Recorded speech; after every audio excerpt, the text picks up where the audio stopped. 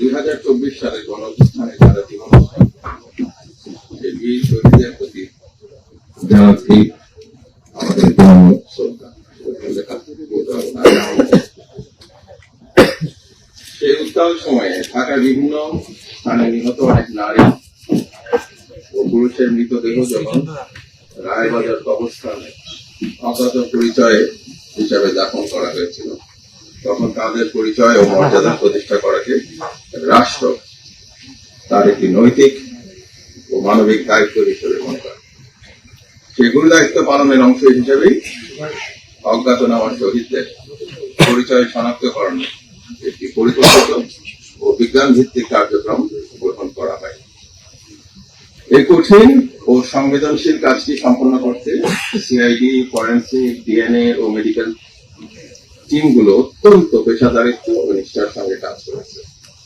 আমি মুক্তিযুদ্ধ বিষয়ক মন্ত্রণালয় ও সিআইডির পক্ষ থেকে জেনেছি, এই উদ্যোগ আন্তর্জাতিক মানের ফরেনসিক বিশেষজ্ঞদের পরামর্শ ও প্রশিক্ষণ সম্পূর্ণভাবে গ্রহণ করা হয়েছে। এছাড়াও UN high commission for human rights এর সহায়তায় ডক্টর লুইস এর নেতৃত্বে মিনেসোটা প্রোটোকল অনুসরণ করে এই কার্যক্রম পরিচালিত হয়েছে, যেটা আপনাদের ইতিমধ্যেই বলা হয়েছে।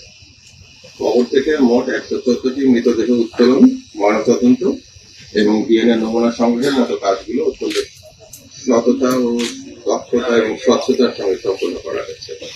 বাংলাদেশে কখনো এত বড় স্কেলে কবর লাশ থেকে উত্তোলন করা হয়নি এবং এইভাবে ডিএনএ এর ব্যাপকভাবে যে কাজটা করা হয়েছে, ইনফরমেশন সংগ্রহ করে ফরেনসিক এক্সপার্টদের সহায়তায় লাশ শনাক্তকরণে, সেটাও এইভাবে করা হয়। আজকে আপনারা জানেন যে 9টির মধ্যে 8টি লাশ, শহীদদের লাশ শনাক্ত হয়েছে এবং তাদের পরিবারকে বুঝিয়ে দেওয়া হচ্ছে। একটি এখনো বাকি আছে, সেটা জানতে পেরেছি, সেটার কাজ চলমান থাকবে। জুলাই অভ্যুত্থানে নিহত সমস্ত শহীদদের আত্মত্যাগ আমাদের জাতীয় ইতিহাসে অবিচ্ছেদ্য অংশ। তাদের এই আত্মত্যাগ জাতির ইতিহাসে চিরস্মরণীয় এবং অম্লান হয়ে থাকে।